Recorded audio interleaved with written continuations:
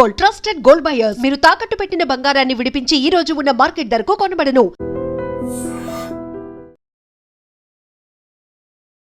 Hi నమస్తే, welcome to iDream media. నేను మీ Roddam Srinivas. 2026 April నుంచి బ్యాంకింగ్ రంగంలో కొన్ని మార్పులు వచ్చాయి. ఆ మార్పులు సామాన్యులకు మంచిదా చెడ్డదా?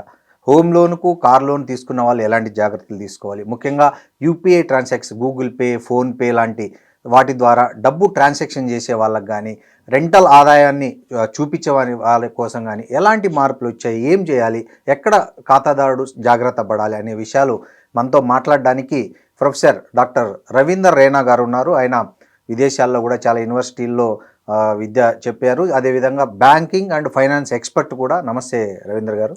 నమస్తే శ్రీనివాస్ గారు. సార్, ఈ 2026 ఏప్రిల్ నుంచి మన దేశంలో ఈ ఫైనాన్స్కి సంబంధించిన కొన్ని మార్పులు వచ్చాయి. అంటే ఖాతాలకు సంబంధించి క్యాష్ ఎంత డిపాజిట్ చేయాలా, ఎంత విత్డ్రా చేసుకోవచ్చు, ఒకవేళ ఇన్కమ్ ఏదైనా ప్రూఫ్ చూపించాలంటే ఎలాంటి ప్రూఫ్లు చూపించాలి, ఇలాంటివి కొన్ని ఐటీ శాఖ కొన్ని కొత్త నిబంధనలు తెచ్చింది.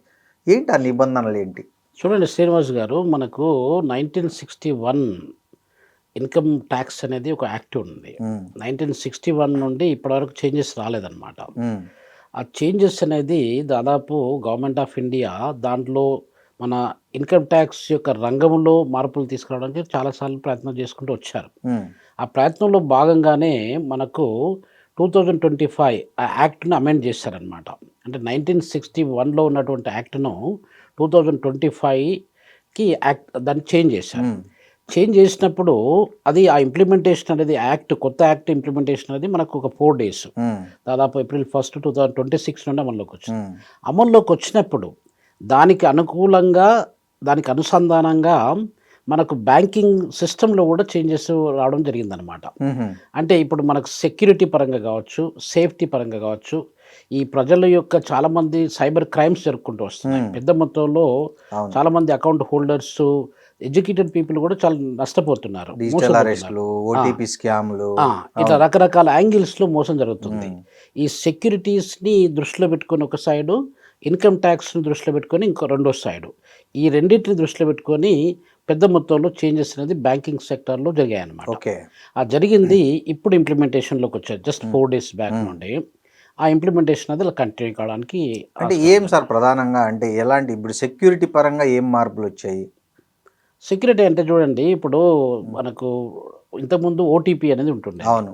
ఇప్పుడు ఒకవేళ మీరు కానీ ఇంకెవరన్నా కానీ నా ఓటీపీని అక్కడికి వాళ్ళ ఫోన్కి తెప్పించుకొని డబ్బుల్ని అలా వాళ్ళు మొత్తం ట్రాన్స్ఫర్ చేసుకునేది ఆస్కారం ఉంటుండేది. ఇప్పుడు ఏంటంటే 2 point ఫార్ములా అని పెట్టారనమాట. 2 point ఫార్ములాలో భాగంగా అంటే సెక్యూరిటీ ఫీచర్స్ ఎక్కువ శాతం మీకు ఓటీపీ కాకుండా ఆ 2 factor ఫార్ములా ద్వారానే అథెంటికేషన్ జరుగుతుంది అనమాట.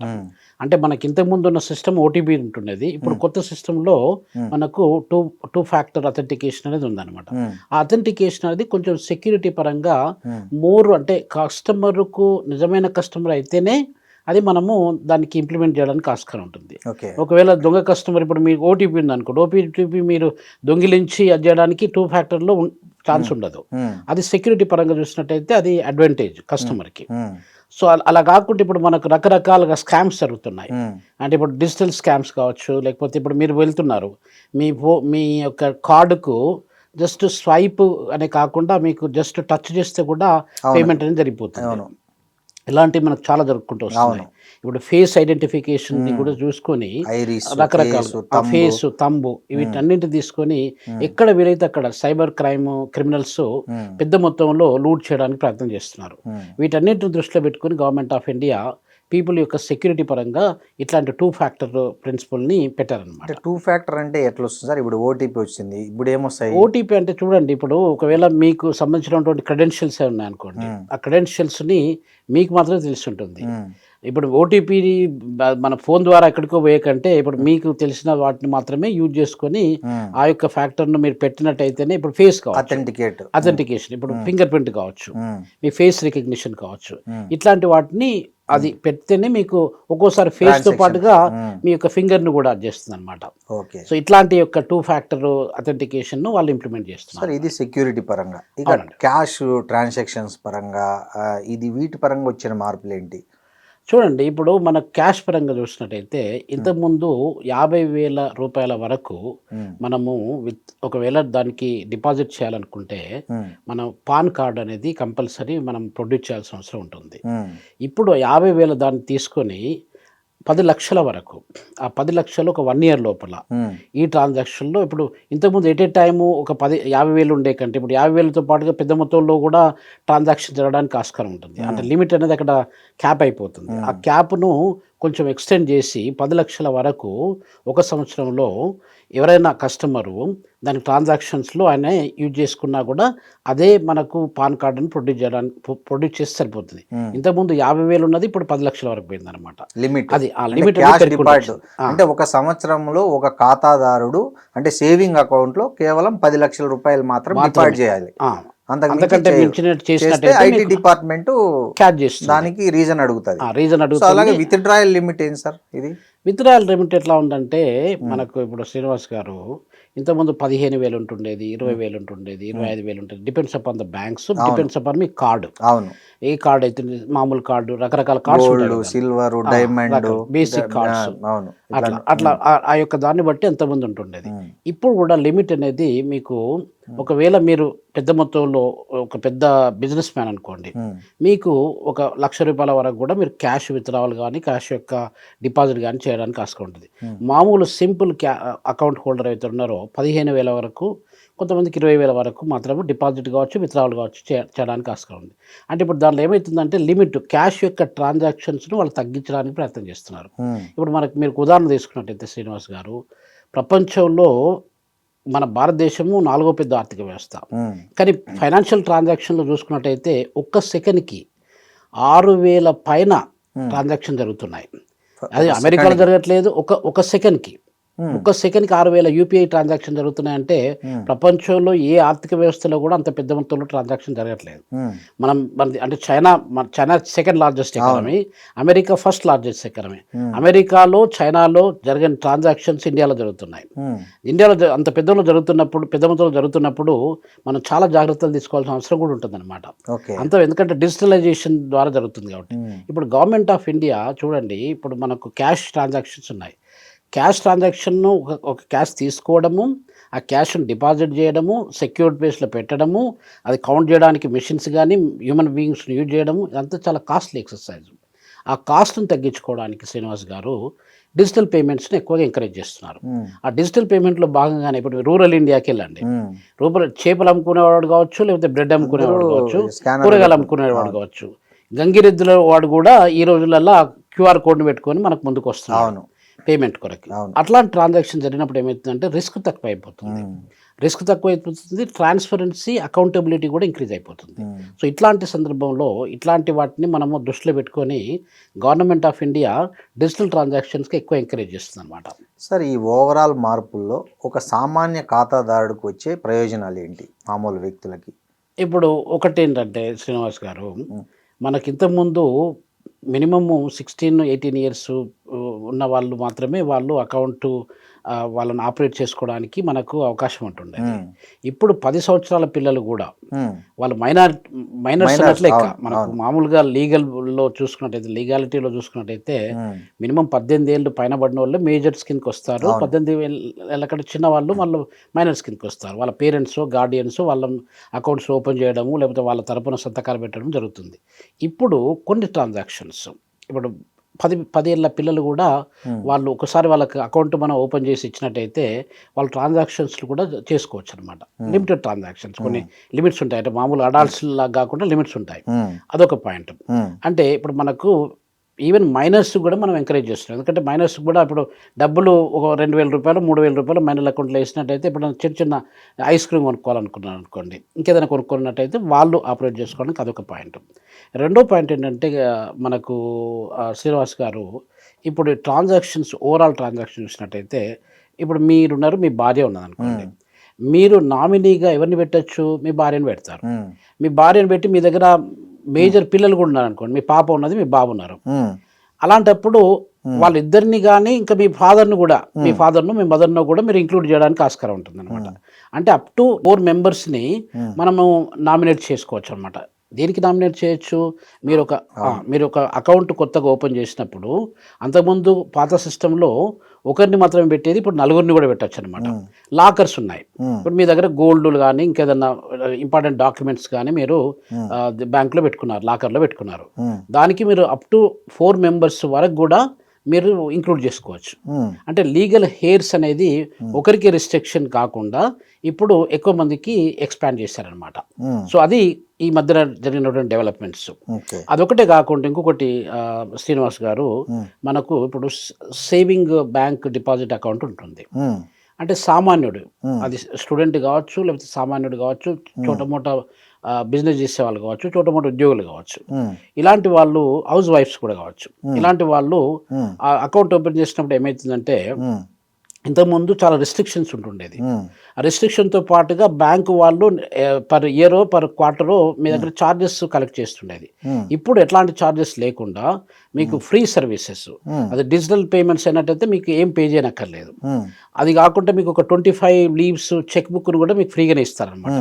డెబిట్ కార్డుకు క్రెడిట్ కార్డుకి ఇంతకుముందు ఛార్జెస్ ఉంటుండేది, ఇప్పుడు అట్లాంటి ఛార్జెస్ లేకుండా అది వాళ్ళు ఫ్రీగా ఇవ్వడానికి అది చేస్తారనమాట. ఇవి డెవలప్మెంట్స్. సార్, ఈ కార్ లోన్ తీసుకున్న వాళ్ళకి, పర్సనల్ లోన్ తీసుకున్న వాళ్ళకి, ఇట్లాంటి లోన్లు తీసుకున్న వాళ్ళకి ఏమైనా దీంట్లో గమనించదగిన మార్పులు చేర్పులు ఉన్నాయా? లోన్స్ పరంగా చూసుకున్నట్టయితే శ్రీనివాస్ గారు, ఇంతకుముందు సిస్టంలో కూడా ఇప్పుడున్న సిస్టంలో కూడా పెద్ద మొత్తంలో మార్పులేం కాదు. కాకపోతే సెక్యూరిటీ పరంగా లోన్స్ తీసుకున్న వాళ్ళు కూడా చాలా వరకు ఎగ్గొట్టడానికి ప్రయత్నం చేసే వాళ్ళు ఎక్కువైపోతున్నారు ఈ రోజులలో. అప్పుడు మనకి ఇప్పుడు ఎవరైతే లోన్ ఇచ్చారో, కారు కొనుక్కోవడానికి లోన్ ఇచ్చారో, లేకపోతే ఇంకేదైనా ఇల్లు కొనుక్కోవడానికి లోన్ ఇచ్చారో, వాళ్ళు ఫోర్క్లోజర్స్ చేయడము, లేకపోతే ఇంకేదో రకంగా వాళ్ళు స్టెప్స్ తీసుకొని ముందుకెళ్ళడము, ఇవన్నీ జరుగుతూ ఉంటాయి. ఇప్పుడు అది జరిగినప్పుడు ఈ యొక్క కొత్త సిస్టంలో ఏమవుతుందంటే ఒక ట్రాన్స్పరెన్సీ, అంటే ఇప్పుడు మీ దగ్గర ఉన్నటువంటి కేవైసీ ఉందనుకోండి, ఆ కేవైసీ డాక్యుమెంట్లను మీ యొక్క అడ్రస్ కావచ్చు, హౌస్ అడ్రస్ కావచ్చు, లేకపోతే మీకు పుట్టిన తేదీ యొక్క సర్టిఫికేట్, బర్త్ సర్టిఫికేట్ కావచ్చు, ఇట్లాంటి యొక్క డాక్యుమెంట్స్ను మీరు వాళ్ళకు రెగ్యులర్గా అప్డేట్ చేసుకోవడం అనేది చాలా అవసరం. ఇప్పుడు ఏమవుతుందంటే ఎవరైనా ఒకరు ఏదైనా ఒక ఫర్నిచర్ కొనుక్కున్నారనుకోండి, ఆ ఫర్నిచర్ కొనుక్కున్న వాళ్ళు ఏం చేస్తారు, హౌస్ అడ్రస్ చేంజ్ చేసేస్తారు. చేంజ్ చేసి ఎక్కడికి వెళ్ళిపోతారు, వాళ్ళని ట్రేస్ అవుట్ చేయడం కూడా కష్టమైపోతుంది.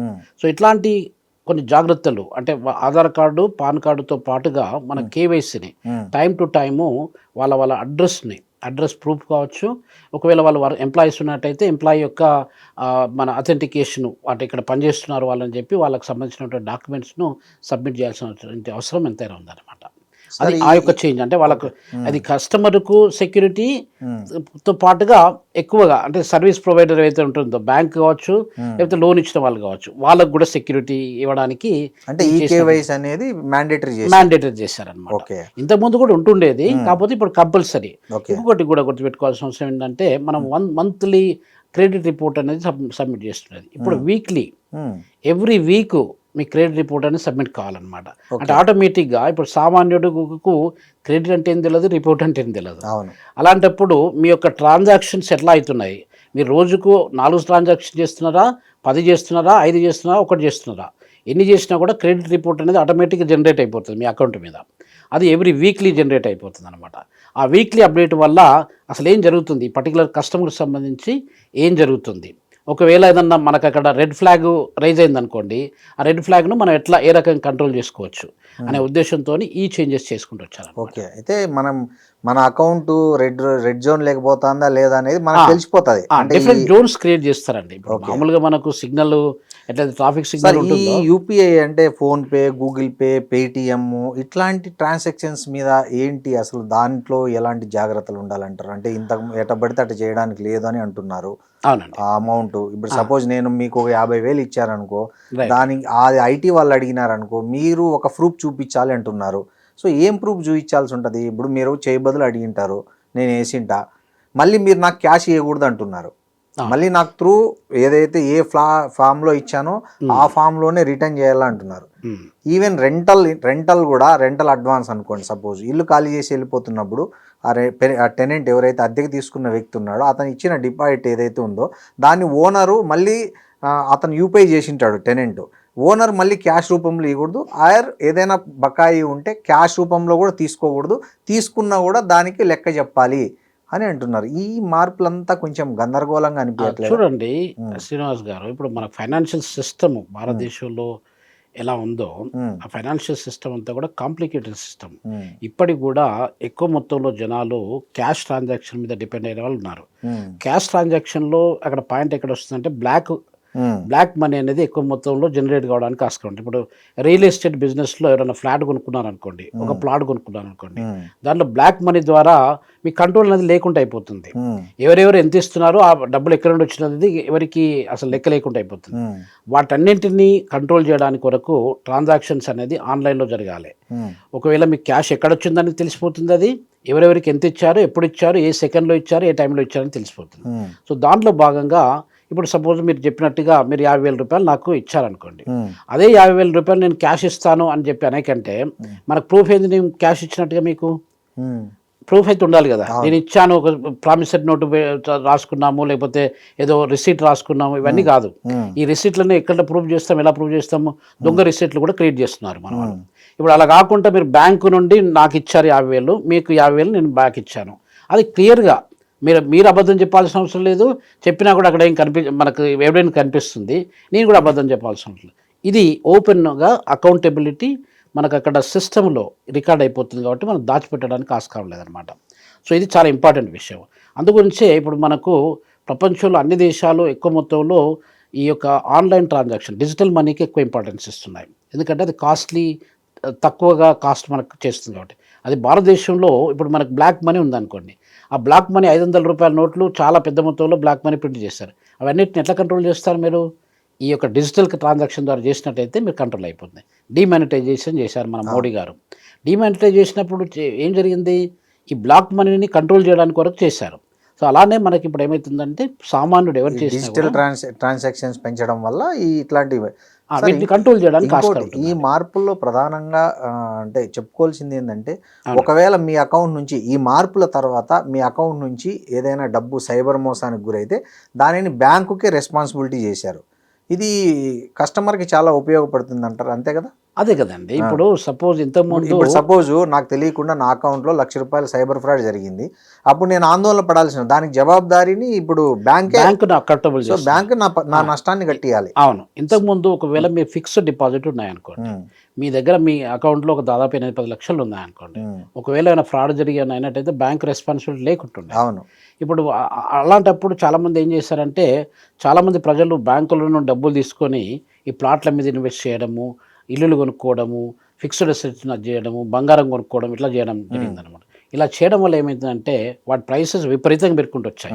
ఇప్పుడు దాదాపు మనకు 10 years నుండి చూసుకుంటే తెలంగాణలో కానీ ఆంధ్రప్రదేశ్లో కానీ విపరీతంగా రేట్లు పెట్టుకుంటూ వచ్చాయి. ఎందుకంటే బ్యాంకులో పెట్టే కంటే బ్యాంకులో రిస్క్ ఎక్కువ ఉంటుండేది. ఇప్పుడు ఏమవుతుందంటే మన దగ్గర ఇంట్రెస్ట్ రేట్ పడిపోయింది. ఒకటి ఇంట్రెస్ట్ రేట్ పడిపోవడంతో పాటుగా సెక్యూరిటీ కూడా లేకుండా అయిపోయింది బ్యాంకులో. సో దీనివల్ల భాగంగా ఏమవుతుందంటే శ్రీనివాస్ గారు, మామూలుగా ప్రజలు సామాన్యుడు ఎవరైతే ఉన్నారో బ్యాంకులో పెట్టుకునే కంటే ఏదన్నా ఫిక్స్డ్ అసెట్ మీద పెట్టుకున్నట్టయితే మనకు లాభం జరుగుతుంది. ఈరోజు కొన్న అసెట్ మీకు 2-3 నెలల తర్వాత మీకు డబుల్ కావచ్చు, ఒక్కోసారి 6 నెలల తర్వాత డబుల్ కావచ్చు. అదే బ్యాంకులో పెట్టినట్టయితే మీకు 7 కాదుగా 10 years to 12 years పెట్టుకున్నా కూడా డబుల్ కావడానికి ఆస్కారం లేదు. సో ఇట్లాంటి జరగడానికి ఆస్కారం ఉంది. ఇంకొక పాయింట్ ఏంటంటే శ్రీనివాస్ గారు, ఇప్పుడు మనకు ఇంతకుముందు 5 ట్రాన్సాక్షన్ల వరకు ఫ్రీ ఉంటుండేది. అది యూపీఐ కాకుండా మామూలుగా ఫిజికల్ ATM ట్రాన్సాక్షన్స్ ఫ్రీ ఉంటుండే. ఇప్పుడు ఏం చేస్తారంటే దాన్ని మీకు అదే ట్రాన్సాక్షన్స్ అలా వండుకుంటూ యూపీఐ ATM ట్రాన్సాక్షన్ అన్ని క్లబ్ చేశారన్నమాట. అది ఒకటి ఇప్పుడు కొత్త చేంజ్. ఇప్పుడు ఒకవేళ మీరు హైదరాబాద్ సిటీలో ఉన్నారు, హైదరాబాద్ సిటీలో ఉండి మీ యొక్క బ్యాంకు SBIలో ఉన్నది, SBI నుండి మీరు యూనియన్ బ్యాంకులో మీరు డబ్బులు విత్డ్రా చేసుకోవాలి. అప్పుడు మీకు 3 సార్లు అంటే వేరే మీకు మీ అకౌంట్ ఎక్కడైతే లేదో దాంట్లో మీరు విత్డ్రా చేసుకోవచ్చు, డిపాజిట్ కూడా చేయొచ్చు. కాకపోతే ఏంటంటే 3 times చేయొచ్చు. అంతకంటే చేసినట్టయితే మీకు 23 రూపాయల నుండి 30 రూపాయల వరకు ట్యాక్సెస్ అని కలిపి ఛార్జ్ చేస్తారనమాట. సో ఇది కొత్తగా వచ్చినటువంటి డెవలప్మెంట్. థ్యాంక్ యూ అండి. నమస్తే అండి. చాలా వివరంగా చెప్పారు. Thank you very much. Thank you. And for more videos, please subscribe to iDream. Please subscribe to iDream. Please subscribe iDream. And please subscribe to iDream. For more videos, subscribe to iDream. please like, share and subscribe to the channel. Congratulations, iDream. Subscribe to iDream. Subscribe to iDream. So subscribe to iDream Media. iDream team andarki huge congratulations. Please subscribe iDream Media. Please subscribe to iDream. Subscribe iDream. Please subscribe to iDream. I dream అంటే నా కళల ఛానల్ను subscribe చేసుకున్న నోరు తిరుగుతలేదు, మీరైతే గంట గుర్తు కొట్టండి. For more such videos, please subscribe to iDream. Subscribe to iDream. Please subscribe to iDream. Please subscribe iDream Media. Please do subscribe to iDream. Please subscribe to iDream Media. For best entertainment and information, please subscribe iDream. And don't forget to subscribe to iDream.